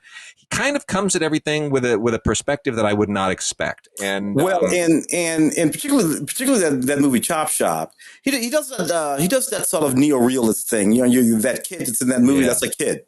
That's in the movie. Yeah. The guy is, that's again, there are a lot of quote unquote non-actors. They're all acting very well, but they're not actors per se. They kind of are who they are. The kid who's running around is his sister. And so he's kind of doing that neo-realist thing. By the time you get to 99 Homes, Andrew Garfield and all of that kind of stuff. But Chop Shop and Man Push Cart, again, same sort of thing. What you're watching is something analogous to the reality of the moment, and the people living those lives in those places at that time, doing those things, but for a certain sort of narrative superimposed over the top of it. Is what he's doing. I really love that stuff. Well, we're at the end of the regular period. I want to do a couple of giveaways here. We've got some interesting Paramount releases that are all part of the new Paramount Presents line of classic titles. For example, one of the new titles is Elizabethtown, which I don't want to give too much attention to because Cameron Crowe just completely bonked it in this thing. It's really not a good. It's not a good. It's just not a good movie. It's just not a good movie. It's like it's just not good. Cameron lost it after Almost Famous. Really, it's really sad. But this is like what was the movie with what's his name, Zach from Scrubs that he was in? The girl. I know what you're Well, anyway. It's basically that, except not done very well. But here's what we do have. We have The Court Jester and Love Story. Love Story having its wonderful anniversary celebration. Love Story, just a seminal film. Ali MacGraw and Ryan O'Neal got stars on the Hollywood Walk of Fame the other day, which made everyone go, they didn't have them already? Yeah. And it's kind of true. It's like, well, are you kidding me? Why didn't they have them back in 1970 when the movie came out? That's an amazing thing. Love Story was a revolution at the time. If there had been no Love Story, there might not have been a Godfather, because Love Story was so successful. It kept it saved Robert Evans' job, and he was able to then get behind The Godfather a couple of years later. So Arthur Hiller never made a better movie. It's got a TCM introduction by Ben Mankiewicz, and we are giving away 2 copies of Love Story. We are also giving away 2 copies of 1956's Danny Kaye classic, The Court Jester, shot in VistaVision here on Blu-ray. An absolutely fantastic transfer. It is so bright and so funny. Angela Lansbury is so beautiful in this thing. It kills me. This is a really wonderful movie. It's so funny. Glynis Johns is in this as well, who would later on be in Mary Poppins. I mean, it's a funny, wonderful, fantastic, classic Danny Kaye movie. You will not regret it. We're giving away 2 copies of each of those. Send us emails to gods@digigods.com or gods@cinegods.com. Make sure they get to us by March 8th. Put Jester in the subject line if you want to be in the running for The Court Jester, and put Love, just LOVE, in the subject line if you want to be in the running for a Love Story, and put your name and address in the body of the email. And on the 8th, we will pick 2 very happy winners for each one and send you these Blu-rays. With that, Tim, I've got Film Week this week as well, so I'm up to my neck. What else do you have? Doing a little editing, a little color correcting. There's a series of BuzzMeter articles I've been contributing to, along with Claudia Puig, our other Film Week critic, on the Oscars coming up. So I think there's one more of those that will be popping up. If people go roaming around, you search my name in the LA Times, they'll find that. Just seeing how the rest of the sort of award season is going to play out. I think the Independent Spirit Awards, which are actually my favorite award show. You know, our own, notwithstanding the Independent Spirit Awards have always been just this wonderful show. They used to have it down on the beach in Santa Monica years ago. I think they're having it on the beach again. And it's always the day before the Oscars. They used to broadcast it on IFC or something like that. I doubt that they even have a broadcast situation. But if you go to I don't know, whatever, Film Independent or Independent Spirit Awards, you can probably watch a Zoom of it or something. The Independent Spirit Awards. So we'll see how they do that one, and that'll be a wrap for this season. All right. Well, I'm once I let you go here, I'm gonna do a little tag with a few anime recommendations for the week, and then we will see everybody in a couple of weeks, and I think we'll probably come back after Oscar nominations and have some big thoughts at that time. So with that, here now we're gonna dovetail into anime. All right, so we're now going to do a little anime segment for the show. We've got a lot of great anime that we haven't covered in the past, and it's been a little while, so I want to just jump into some of this stuff and make sure it's on the radar of anime fans. First up, Ongaku Our Sound by Kenji Iwaisawa, who pretty much was a one-man wrecking crew on this thing. This is a really novel and new kind of anime. Doesn't look a whole lot like regular anime. Probably has a little bit more of a Beavis and Butthead look to it, to be honest, or King of the Hill has that Mike Judge simplicity. But it's kind of a coming of age thing about these three ne'er-do-well high school kids and who form a band. But it translates well. It's got some great humor in it. Also from Shout Factory, we have, and I believe this played on Netflix, we have the very, very compelling Be the Beginning Season 1, which is kind of a serial killer noir tale, not for kids necessarily. Incredible artwork. It takes place in a city-state, an imaginary city-state, where there are these horrible, horrible murders, and the whole thing is sort of procedural and trying to catch the criminal responsible. Really, really good. Comes with a lot of great extras on here, art cards and a poster and the pilot film, and then an interview with the director that's pretty terrific. We also have this is actually from Nozomi. This is from rightstuffanime.com. Is My Buddha, 2 exclamation points. The punctuation always counts in anime titles, as we will get to in just a moment with another pair of films. This is about a guy who is super, super hormonal. This is, I guess, probably for older teens, makes more sense. And when his hormones rage, he kind of turns into a superhero, like a Buddhist monk superhero. It's a little bit weird, but then it gets into kind of some weird family comedy, and the humor is very specific. You probably know this kind of humor in anime. It's sometimes inappropriate, sometimes completely unexpected, but this belongs to a very particular genre. My Buddha, Buddha, 2 exclamation points. Bartender, on its 15th anniversary, is getting kind of a cool little re-release. I'm not particularly a fan of this. Don't really understand it. Didn't spend a lot of time watching these episodes. Nice animation, but it's kind of a hipster narrative and hipster characters, and I don't really get the whole point of it. But nonetheless, it's a nice set. Comes with cocktail cards and drink coasters, and that is the 15th anniversary collector's edition of Bartender. Not specifically Japanese anime, but they're definitely very much inspired by it, is Zhang Ziya, the Ultimate Warrior, which is the second in a series. The first was Nezha, Nezha, which are all part of the Fengshen Cinematic Universe. These are mainland Chinese CG animated epics that are very much inspired by anime, as most Asian animation tends to be, all the way from India to Taiwan to China to Korea. They all sort of take their cues from Japan because that's what's popular. In any case, the story here is about a sort of a powerful mythical general who has to accomplish a quest that will earn him his destined stature among the gods, and there is a complication in that quest, and that creates a moral dilemma. It's very interesting, quite well written, and given the ebb and flow of the story, I'm kind of surprised politically that it came out of the current Chinese culture. So that's quite cool. Funimation has a few recent titles from the end of last year that are also worth mentioning. I'm going to go through the main ones. They're all sort of team oriented. And Stand My Heroes, Piece of Truth. This is the complete series. This is a series I had never heard of before, and I thought I was connected enough to most of the anime world to have heard of this before.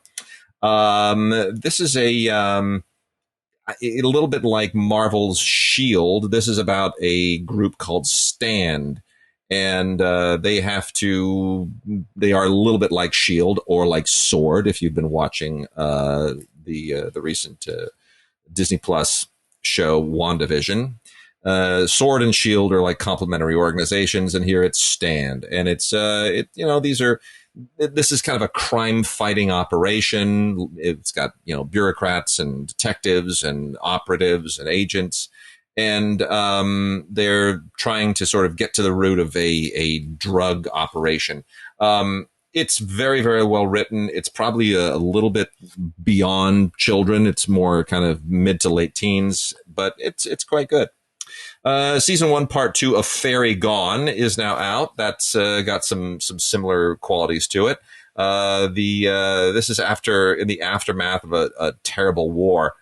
You now have this sort of pseudo soldier, pseudo army operation, whose job is to try and keep the peace. And what makes them unique is that they are fairy soldiers. These are the fairy soldiers of Dorothea, and it's a fun idea. If you haven't seen the first part of the first season, it will make not a lot of sense to you. So you should definitely get that only if you're caught up completely on the saga. The same thing goes for Radiant, which is now in season 2, part 1. If you have not watched season 1, you're going to be completely caught off guard. And this is a more mythical journey stuff, more of that Joseph Campbell stuff. It's had a really interesting legacy. It started as manfra, which is like French manga. Then it became Japanese manga, and then it became an anime season, and they added this second season. And so this is the beginning of the second season. A little bit hard to describe exactly what's going on. It's kind of in a mythical quasi-future where monsters rain from the sky and turn people into sorcerers or destroy anything else, and about this ordained hero who has to bring balance and peace back to the world. Lots of alternating forces, conflicting forces that he has to navigate. It's a good hero's journey thing, and it has a lot of nice nuance to it. And then we have Kono Oto Tomare! Sounds of Life. This is season 2. Again, like with everything else we've been talking about, if you're not completely immersed in the mythology of it, it will not make a whole lot of sense to you. In Japan, this is a giant thing. There are millions and millions of copies were sold of the original manga. So this series is a big deal. If you are not familiar with the manga or season 1, you might want to catch up, especially if you are a fan of the traditional Japanese instrument, the koto. This is about a club of them and how they are trying to master it to become, national champions. Not a lot else going on here. It's coming of age stuff. It's, school stuff, teen stuff. Very, very much a part of Japanese culture, but it translates pretty well. I think, everybody will be able to sort of relate to what these kids are doing and what's going on. And it's got a lot of fun music and pretty well written. Comes with art cards. Also on a Blu-ray and digital set from Funimation is part 2 of Ensemble Stars! And this is a little bit in keeping with the same vein, except a little bit more rock and roll. This is about the Yumenosaki Private Academy, where they train male pop stars to become parts of boy bands and so forth. And they are now going to go toe-to-toe with a rival school. This is probably, I mean, you wouldn't appreciate the characters if you haven't seen season one, but or part one, but it's not that deep, so it's probably just as well. And then kind of in the same vein is the After School Dice Club. This is an all-girls, more schoolyard stuff. This is an all-girls club. This is all about the Euro games. And if you don't know what that is, then you're probably not alone, because I didn't either. I want to say in some ways this reminds me of Square Pegs. These Japanese schoolgirls and their board club, and all trying to fit in and be the popular girls. They have all kinds of, the usual schoolyard politics that goes on in middle school and high school. But it's cute and it's fun and it's not overly demanding. And the idea of a board game club probably has a lot of currency in other cultures as well. I want to move now to just a handful of Sentai titles from Section 23. A lot of stuff from the Sentai library is coming out. I've got them in 3 different groups here. The first one, this is anime that's sort of the heroic team variety. Let me go through these fairly quickly. The first one is Majestic Prince, Genetic Awakening. This is the movie collection. This belongs to the mecha subgenre of anime. This is also based on a manga. This is episode 25 of the series plus the theatrical movie. It takes place in the future. The Earth is under attack, and there's our only defense are these genetically enhanced kids. It's fun fantasy fulfillment, pretty decent mecha. Then we have part 1, episodes 1 through 12 of 7 Seeds. This is kind of similar in some respects. The idea is that the Earth has put 7 sort of arcs called seeds, 7 different groups of people into cryogenic freeze. They come out in a future post-apocalyptic environment when the Earth has completely changed, and they have to now sort of survive in those environments. Really, really cool animation, some pretty smart writing, and it'll be interesting to see where this one goes. This is part 1, also based on a manga. 7 Seeds. Next up is the complete collection of Sentei's Punchline. These, again, are all on Blu-ray. And there's a really weird joke that goes with this that I'm not going to say on the show, but it's basically about a guy who had kind of like a weird Japanese comedic version of Three's Company. You might call it Five's Company, with a ghost twist. A guy lives with 4 girls. He dies. His spirit becomes guardian of the girls. But he could bring on Armageddon if some really ridiculous thing happens. And I'm not going to tell you what it is, but if you know Japanese anime comedy, you can probably imagine.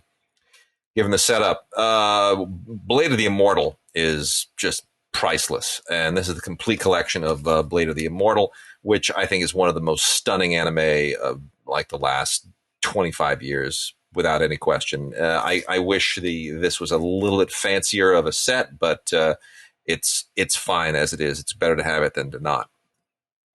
Most people are probably familiar with the Takashi Miike live action film, which is a whole different kind of awesome. But the anime really does stand right alongside it as well. Again, based on a manga. There's 24 episodes on 3 discs. The story of the samurai Manji and everything that crosses his path and all of his fights. It's just absolutely stunning stuff. It really is. This is just some of the best anime that you will ever see. It really, really is magnificent. Beautiful feudal work. Something I'd never heard of before. This is seasons 1 and 2 of Ascendance of a Bookworm. The subtitle is "I'll do anything to become a librarian!" Exclamation point. There's that exclamation point again. Ascendance of a Bookworm. I'll do anything to become a librarian.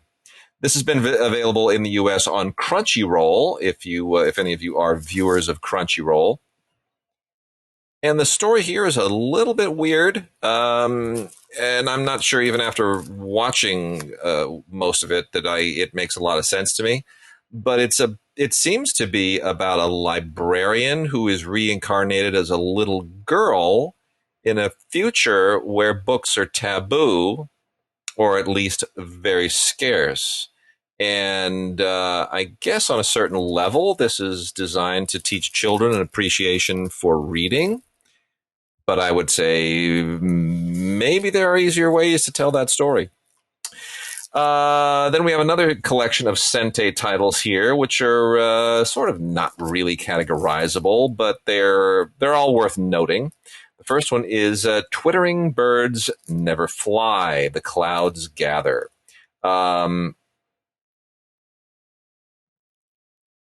This is a feature film based on a manga that is mostly about the politics of the Yakuza. I didn't find it all that interesting. I think maybe you have to be familiar with the manga. I didn't find the animation itself that compelling. But apparently it is hugely popular with people who love the manga. So there is that. Ajin, Demi-Human, the OAD collection. This also seems to have a pretty strong following. The idea here, Ajin, Ajin, are a breed of very dangerous kind of superhumans. They're a little bit like Wolverine or Luke Cage. You can't kill them. They heal instantly. They have regenerative powers that humans do not, and a little bit like Blade. There is one who says, I will help you fight against those who are like me. And that's sort of the conflict that goes on here. It's, a little bit of a Superman Lex Luthor thing borrowed as well. Speaking of which, Lock the Superman. That's Locke, Lock the Superman. This is something of a famous anime from 1984 that is pretty simple stuff. It's almost Power Rangers simple. Tells the story of a super powerful Superman being who is called upon to help save humanity when this evil female villain threatens to destroy everything, and that's pretty much it. It's really simple, but you'd probably want to take a look at this just to see where anime has come over the past 40 some years. 1984 anime was pretty rudimentary and not that far beyond even Astro Boy or Speed Racer. 24 episodes on 3 discs of Ahiru no Sora, Collection 1, episodes 1 to 24. This is a basketball series, and basketball is bigger in Japan than you might imagine. I know everybody thinks that Japan is primarily baseball territory as far as more westernized sports. It's certainly soccer territory, but there are huge basketball fans there. And the lead character here is Sora Kurumatani, who is just not built to be a great basketball player. But with a whole lot of pluck and luck, the world of basketball will become both an opportunity and a life-teaching moment. The last set of titles I'm going to roll through here are all very feminist themed. These are amazing women and teams of women, and that has become an incredibly popular subgenre or subworld of anime. The first one is Negima! And Negima! Complete collection of both of them. 3 discs, 26 episodes. Pretty fun, actually. This is hugely popular in Japan and hugely popular outside of Japan. The central character here is actually male, kind of like if Harry Potter were a little bit grown up and were teaching at a girls' school. But it's the idea of this powerful magician teacher and then the female students that really gives it all of its interesting little ins and outs. It's basically all about the Mahora Academy where he teaches these students all these amazing teenage girls, and it gets a little bit sketchy when it gets into the girls wanting to having crushes on him, but it's still actually quite a great anime story how Negima became so popular. Moribito, Guardian of the Spirit, the complete collection, also from Sente, as all of these are. This is based on the first book of the very famous manga series, which is, basically this is about 10 some odd years old. Takes place in this sort of mythical Pan-Asian world, which is beautifully rendered and quite nicely written too. Nothing out of the ordinary here, but this includes 26 episodes on 4 discs. Very nice transfers. Really quite sharp on Blu-ray. Some really great sort of action sequences here as well. The politics of it takes a little bit getting used to. It's very Lord of the Ringsy, a lot of characters and a lot of ins and outs, but otherwise quite fine. Granbelm, The Two Princeps, is actually a whole lot of fun and some really great animation here. So I'm not quite sure how much of this mythology actually makes sense. But the idea is that in the future, all the world went through this giant war between wizards and witches, and all the magic has now been bottled up inside some kind of a like a Marvel-like gizmo of some kind. And you have these now. The only people who can unlock the magic are these girls who have this competition where they're piloting these giant robots. So there's a little bit of mecha, a little bit of fantasy, a lot of different anime genres that are all kind of folded into this. But it's very compelling characters, some really cool art design in the whole thing. And it's not overly immersed in this really didactic mythology that you can't sort of pick up on what's going on. The rules, again, are a little sketchy. It's not quite clear what is and isn't possible in the world. They kind of do tend to make it up as they go along in a few places. But Granbelm, The Two Princeps, is a lot of fun, and that also was aired on Crunchyroll here. Apparently, I don't watch Crunchyroll, but so it says. Now we have also To Love Ru Motto, the complete collection. That's Motto To Love Ru, the complete collection. This is an English dubbed edition, 2 discs, 12 episodes. I've talked about this before. It's just wacky stuff. It's really, it's a guy and an alien princess and weird high school antics. It's a little bit of, Romeo and Juliet, a little bit of Lilo and Stitch. It's, a little bit too risque.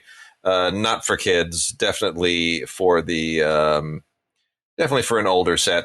Only for people who know what it is and, know what they're getting into. Another one of my favorite anime titles, a complete collection of When Supernatural Battles Became Commonplace, which is not at all what it sounds like. This is about the Senko High School Literature Club. And the members all have superpowers, so they can do all kinds of weird things, like one can create lava and another one can manipulate matter. And sometimes it doesn't seem like the rules really make a whole lot of sense. But, it's cute. It's another spin on the Japanese school politics thing. Complete collection of Assassin's Pride has a lot going for it as well. Takes place in a post-apocalyptic world where the Earth is barely clinging to survival, and human beings have to fight creatures known as lycanthropes. And one girl is seeking to develop the powers to basically be the mythical savior or savioress. All while there is an assassin who's chasing her down. It's a lot more to the mythology, but that's basically the nutshell of it. It's fun. Some good stuff. Chidori RSC. This belongs to the sports club, high school sports club subgenre of manga and anime. The original manga is called Rifle is Beautiful, and this is just basically about a girl who restarts her high school shooting club and tries to build it into a great big elaborate competition. Girls with rifles, high school girls with rifles. If that's your thing, you're going to absolutely love this and go nuts for it. ZX Code Reunion, the complete collection. This is based on a card game, and it it's kind of, risque artwork, but it's a pretty smart story about these girls who have to, there's an interdimensional breakdown, right? And these creatures from other dimensions are all sort of descending on our reality and our Earth, and these girls have to train to be able to fight them. Again, more moving parts to this, and it gets a little into the school thing too. They have to train in their academy, a little bit of a Harry Potter thing. But, the characters are fun. The artwork is sharp. And, again, the mythology is not too complicated to get a handle on. Only got a few left here. We've got, let me do this one next. Bang Dream, Film Live. This is the feature film dealing with the Bang Dream pop girls, the pop band that was so popular for 3 straight anime seasons. Bang Dream, Film Live. No reason to watch this unless you just cannot get enough of it and you've watched all 3 seasons of the anime series and you just gotta have more. Let's see. The next one. This is kind of a weird blending of anime and Nordic mythology, but it's basically about a kid who doesn't think much of himself and who is given the burden, the calling, the mission from Odin to work with the Valkyries and save the Earth. And so 9 Valkyries. It's a tad risque, but the Valkyries are awesome and a whole lot of fun. And then the very, very last one here is Killing Bites, the complete collection, which is probably not for all tastes, but I think it's pretty cool. It's I think some of the it's got some inappropriate comedy in it that won't translate very well, but I think it's pretty cool. Which is all about these battles. Killing Bites, the complete collection from Sentai. Last one we're talking about. These battles between kind of human-animal hybrids in, which is basically it. Like, they have human claws and fangs and whatnot, or animal claws and fangs, and it gets a little gruesome. It's not always tasteful, but it's got some really, really great stuff in it. Some of the animation, some of the action stuff is very, very well done, and particularly well edited, I would say. Not for all tastes, but if that kind of twisted concept sounds like your kind of thing, I would say go for it. And that's on Blu-ray, as they all are from the Sentai library.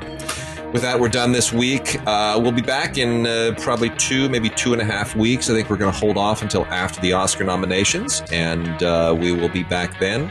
And we will see what this very unusual year will yield as far as the Academy Awards, and whether or not this horrible slide of Academy Awards ratings will be able to rebound in a pandemic year, or whether it will, like the Golden Globes, hit the basement again. We'll see you next time.